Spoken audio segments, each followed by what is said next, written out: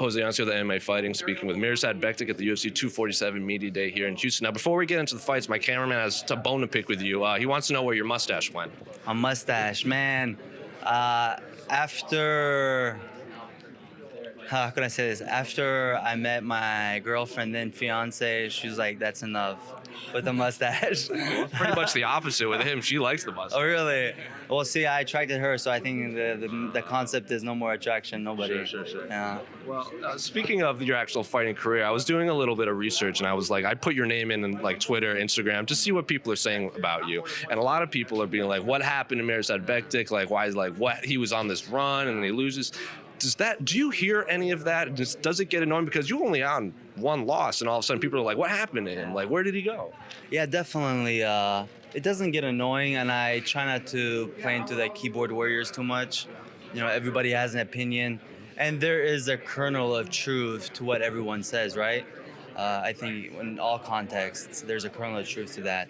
But I'm here. There's more to life than MMA. Sure. So I'm just trying to balance it all out and do things better. Well, I think a lot of people are also being like, where have you been just in general? Like, you fought in, I believe it was July, and before that it was June. Like, you had a whole year. So physically, how are you doing right now? Well, physically, I'm doing the best I've ever done. I'm in the best shape. Physically, I look the best I've ever looked. You know, shredded from head to toe. Yeah, I just look great, and I feel great. But yeah, I had a great start to 2018. I was on a roll. Just got injured, and then just kind of went into a pit after that, and just trying to dig myself out of that pit. And it took a while, but I've dug myself out. Had a showing in July. It wasn't my best showing. But again, just digging myself out of that pit and just trying to climb higher. Well, you mentioned you do look like physically better than you looked. Like, you're shredded, as you say. We have Mike Dolce sitting right here. We don't really see him much these days at UFC events. So why keep him around, I guess? Well, he only works with the best, and Sure. I'm the only best one left. He's got rid of a lot of his people. You know, he's more of a family man now, but he still makes it a point to come and work with me, and he's the only person I want to work with. We have outside of a professional relationship, we have not intimate, that's wrong, not an intimate, but we have if it's a family, he's like my uncle, and Sure. I love his kids, and I visited them, and I attend his conferences just to further my knowledge with facts. I'm a professional, so I've been doing this for 10 plus years, and the more facts or theoretical knowledge I can get to support my practical knowledge is awesome. And you are facing Dan Ige on Saturday. And I was looking again through Twitter, outside of the main event, people kind of circle this as like, oh, this fight could steal the show. This fight has fight of the night. Do you hear that noise too? Like, people are like, they're pretty amped up about this fight. He's on a win streak. Like, you were on this win streak, and now so do you hear that positive noise too? I hear both. I hear the positive noise, and I guess it's positive for him, but it's negative for me Sure. too, right? So I hear a bit of both. Yeah, people are excited. I'm excited. He's on a win streak. I think his resume is a bit less impressive than my resume, but again, it's a good resume, and I look forward to really showing people the difference. What do you make of his skill set, actually? And are you someone that watches tape? I'll rephrase that. Yes, I watch tape. I've gotten more into watching tape than I have in the past. Like, let's say before Darren Elkins, I was kind of like a bit, you could say afraid maybe, I don't know, afraid, or just kind of maybe like weird about watching films on guys because I'm a fight them, it's like a mental thing. And then after that loss or gain, I grew a lot from that, so I call it a growth part.